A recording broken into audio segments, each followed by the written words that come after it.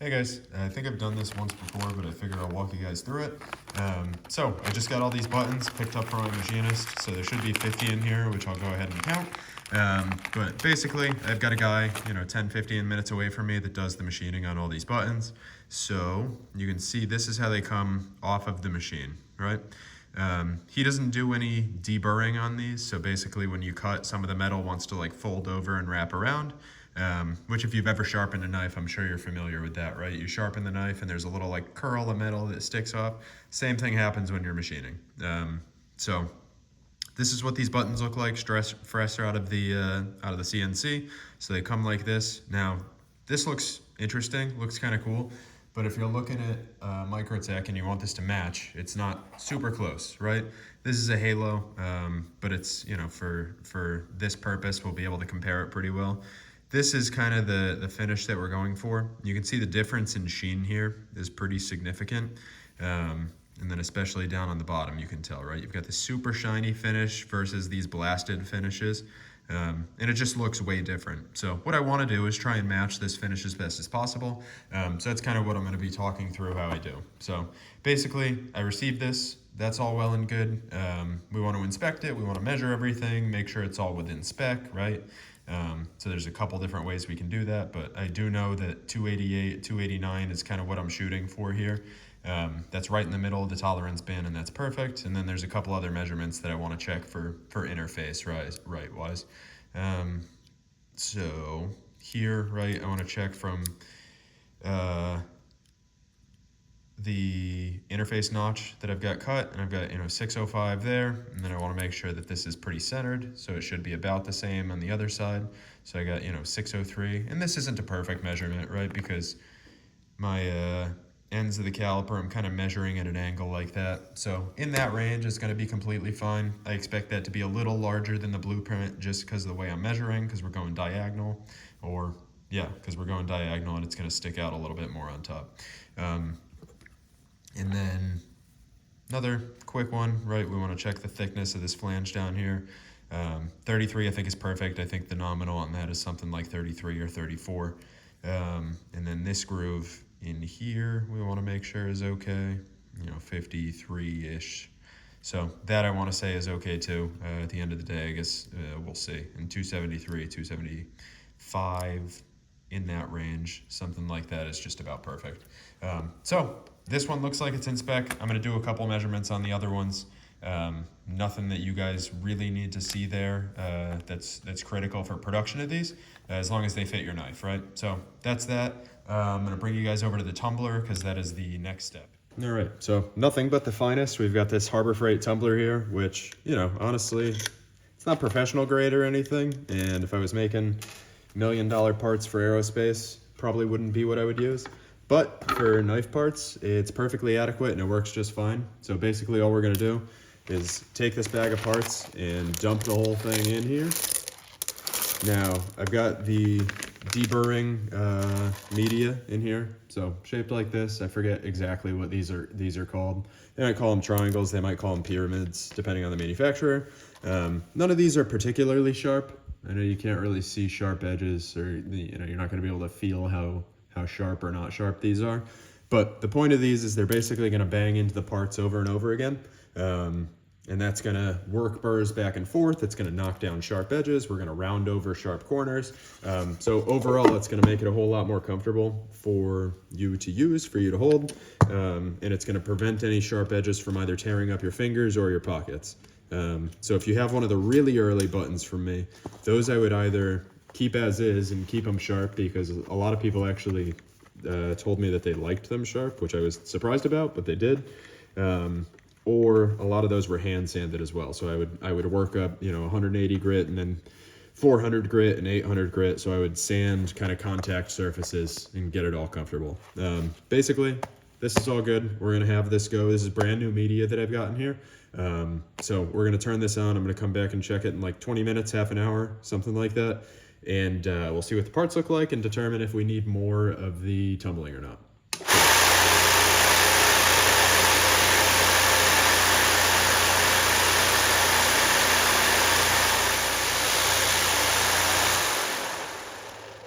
All right, so that's been going for about 30 minutes now. We are gonna go ahead and crack it open, see where we're at, see if I need to do another, 15 minutes, 30 minutes, whatever the case is. So we will go ahead and check and then, adjust from there. So get this off and pull all this off. Should be damp on the inside because I do all of this with liquid inside. Tends to agitate the stuff around a little bit better. So we'll go ahead and remove all of this sudding, a little cloth, and check out these. All right, so they feel a little better. They're not perfect yet. Try and see if I can get it on camera. Now, you can see there, they're definitely starting to wear down a little bit. You can see the corners are starting to kind of roll over, which is perfect. That's actually exactly what I want. They're just still a tiny bit sharper than I'd like. So what I'm thinking is I'm gonna have these go for another 30 minutes roughly. And then I will come back and check on them again. We'll see where we're at and then adjust as we need to. So we're gonna go ahead and close this back up and put the cover back on and put the wing nut back on and get back to it. And we'll be back again in half an hour and see where everything's at. All right, and we are back again. That was another 30 minutes. Jeez, this really tightened up. Okay, so we'll loosen that and we'll check them out. So I think we'll be good now, but you never know. Sometimes it can take like 2, 3, 4 hours for these to fully get to the point where I want them to be. And it seems like it's completely different every time I do it. So it just depends on the state of the media, how that's at, and other random stuff. So we will get these bubbles out of here best we can. And check out one of these guys that's on top.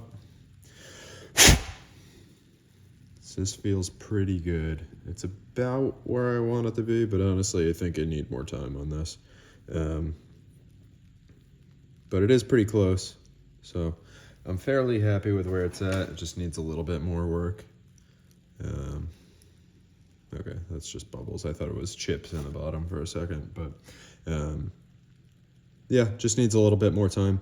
But I mean, you can't see super well the finish on the sides right now, but you can see it's starting to like dull out the finish a little bit, which is good. That's kind of what I'm looking for. You can see there's still some like tool marks on the side coming up at an angle here. And those will almost fully be removed after we do all the blasting and everything on these, but we're getting close. So I am gonna chuck that back in. We're gonna get the lid back on, and I'm just gonna let this go for another hour. This new media seems to be fairly gentle, so I don't think I'll have any serious issues doing it for another hour. And realistically, even if I over deburr them a little bit, there's still not going to be any problem. So that'll be that. We'll be back in an hour. We'll see how it goes.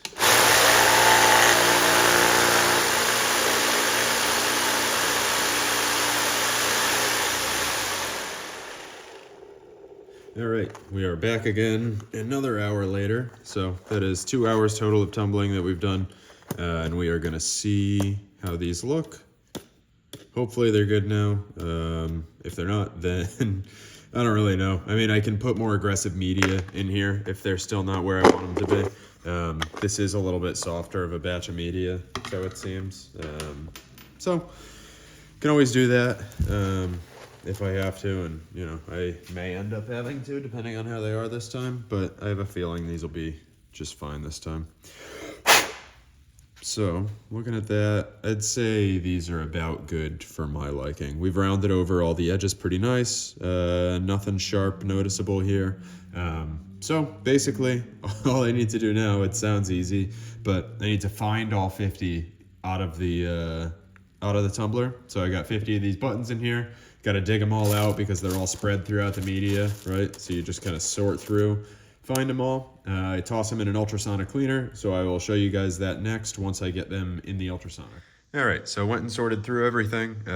Takes a couple minutes just to sort through all of the media and find everything. But basically, toss them all into the ultrasonic cleaner. So they go inside. And the idea here essentially is I don't want to hand clean all of these. And the ultrasonic vibrates at a frequency, I guess the transducer causes vibration at a frequency that kind of knocks everything off the surface. So I have a little bit of simple green in here with distilled water. So I've got the heater on right now, which is what this little red dot for, so it comes up to whatever temperature. It doesn't get like hot, but it just gets a little bit warm. I guess it works a little bit better that way. I don't really know. I always tend to run it with the heater on. So we'll go ahead and turn that on, let it go for 3 minutes, see how the parts are, and then we will go from there. I guess word of warning, if you use one of these with noise canceling headphones, a lot of the times it really pisses off the noise canceling headphones, and it can be pretty uncomfortable. So if you end up using one of these, I guess take your noise canceling headphones off before you start doing stuff with it. So I'm gonna hit go, and we'll be back in a couple minutes. All right, so ultrasonic is done. Now the little strainer in the ultrasonic that I have is kind of nice, so I can take this entire thing and pop it out, which I prefer. It's a lot easier than grabbing the individual parts out, and then I can have everything and I'm not reaching in and out of a wet bath, right? So I take everything and I give it a hand dry really quick just to get any of the residual moisture off, and then I will use the air compressor hose, blow everything off after there. I just prefer to do this step and like hand dry a little bit because I don't particularly like blasting the water all everywhere, because it's got to go somewhere, right? It's not like the water just vaporizes completely. When you're blowing it, it goes somewhere or goes everywhere, and I don't know. I don't prefer to be spraying water all over the shop all the time. I have a lot of tools that are either cast iron or metal and paints and chips in them, or whatever. So like I'd rather just blow everything off. So I'm gonna go ahead, dry all of these off, and then we will go and do the next step. All right, so we've gone ahead and hand dried everything, and then we went over it with the air compressor, or I guess air hose, and dried all of it. So everything's looking pretty good. All the corners are feeling pretty nice and deburred. Some of these are a little bit sharper than others, but these are all going to get aluminum oxide blasted in the next couple steps, right? So what I'm doing right now is I have this blasting basket right here. So everything is going to go and get tossed in there. We're going to drop all these parts in. And the reason we wanted to dry everything beforehand is because this is all going in a blasting cabinet. And you really want to have your blasting cabinet be fully dry. You don't want to be spitting around any moisture in there if you can avoid it. So we are dropping all these in there. These have all been blasted dry with compressed air. And now we're going to go ahead, drop it in the blasting cabinet, make sure my media is all good. Right now I have glass bead in there, so I'm going to swap that out to aluminum oxide. Blast everything, and what that's going to do is kind of remove any of the tool marks that might still be visible. I know this is still pretty shiny right now, and everything looks really good for the most part, but you can see ever so slightly there's some of these lines coming off the edge, and I like to try and get rid of these like witness marks from machining as much as I can. One way to get rid of them would be to like hand sand the sides of everything. Since I'm already polishing the bottoms in later steps, I'd really prefer to not have to hand sand 3 sides of this. It's just really time consuming, and I'd have to pass that cost on to you guys basically. And I don't know if there's any significant benefit in me hand sanding these, right? Once these are blasted and finished and everything, you're really not going to be able to see that. And if you are, it's just one of those things it's part of the manufacturing process, so it might end up being visible. So that's that, and we're going to go ahead, drop them in the blasting cabinet, and I'll show some footage of that too, I guess. All right, so we just finished blasting up the first round, so I figure I'll open this up to show you guys, grab a couple of the buttons. So this is with the aluminum oxide blast here. You can see that there's a pretty good matte finish all over everything. I'm going to do probably another minute to 2 minutes of blasting. There's probably a couple areas on here that haven't quite been hit the way I want to, but you can see they're pretty close. Everything's nice and uniform. Rounded over the edges just a little bit more with the blasting, so they're a little bit softer. And then we'll have to come back in and polish the bottoms of these so that they slide nice on the bodies, on the chassis.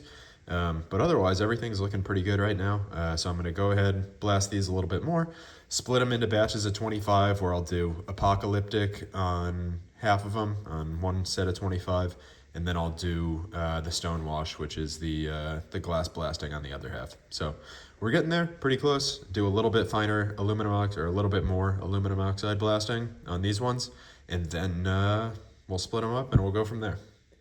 All right, so we have all of our buttons all aluminum oxide blasted. So that's like the first step for everything. Now we got to differentiate them into lots for Apocalyptic and lots for the Stonewash finish. So we've got one pack of 5 here. We'll go with another pack of 5. We're just going to count 25, and I'll do even for this one. And we'll see. I mean, they could be refinished super easy, so I like to split it up into even lots. That way I've got even number of each. Makes it easier for me, and if, you know, I sell through Stonewash, I can always convert the Apocalyptic ones to Stonewash pretty easy. So that is 20. And then we just got to do 25, so there's 5 more and 25. So now we've got another 25 in the bottom of here, which it's always funny like how little space these all take up. You know, that's 25 whole buttons, and I feel like it doesn't look like it, but obviously it is. So I'm going to go ahead and get the tumbler running. So we're going to tumble these until they're good. So I'm going to do them in probably 10-minute increments, and then we'll go from there.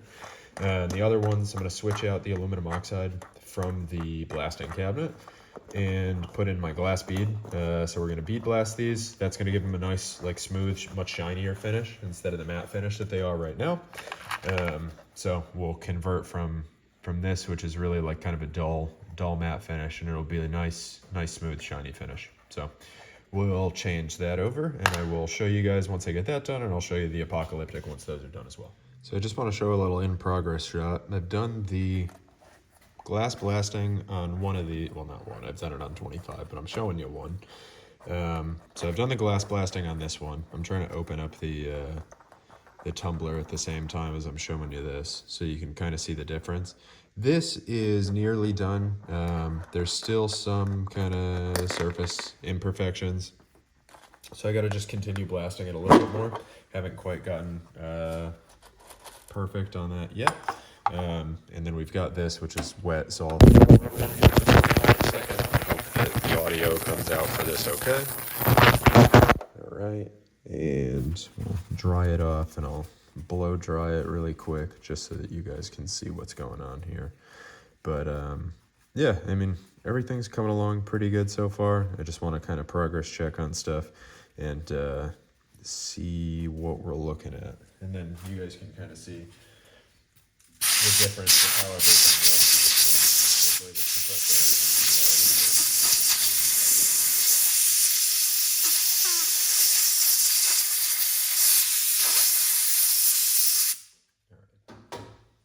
pretty good.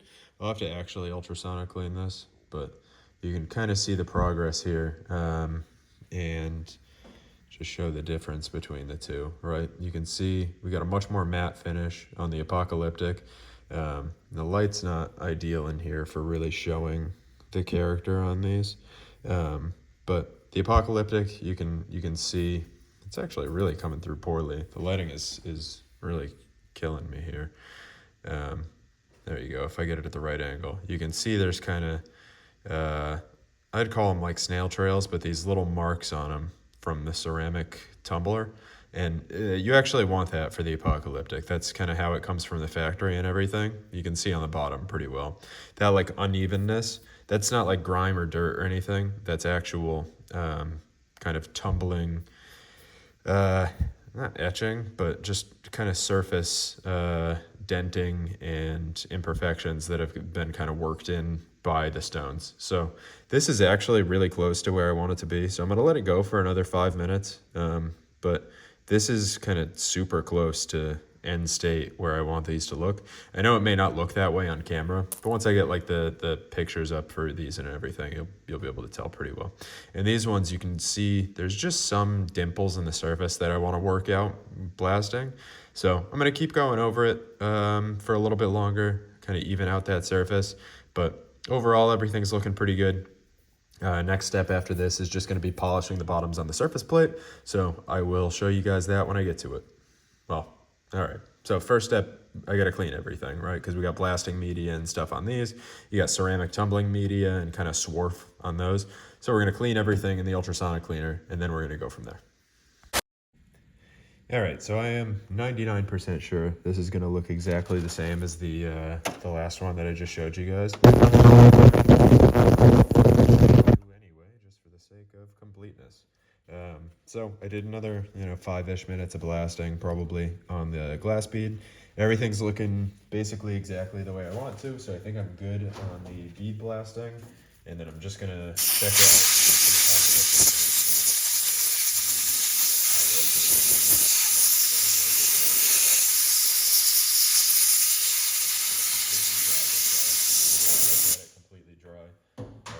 just so that way I can truly check out what's going on with the color differential and how everything truly looks. Because if it's got any moisture on there, it tends to not show the character quite as much. So you can see it pretty good in some angles, not so good in other angles. But for me, this is pretty perfect, exactly what I'm looking for with Apocalyptic. So I'm going to call it good on those. And then as far as the glass bead, so this is for the stone wash finish. That is basically exactly what I'm looking for as well, where it's kind of a nice, even tone for the entire thing.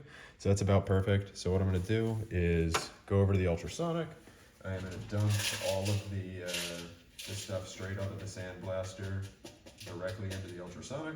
And then I'm going to dig through my vibratory tumbler for the other 24 buttons that are in there. So I'm going to find all those, and then we're going to clean them ultrasonic, and then I'm going to polish the bottoms. All right, and one more step that I forgot about actually. So I've got everything all ultrasonic cleaned, everything's been run.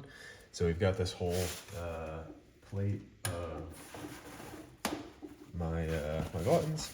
So this is good. Now we got to dry everything off, bring it over to the surface plate.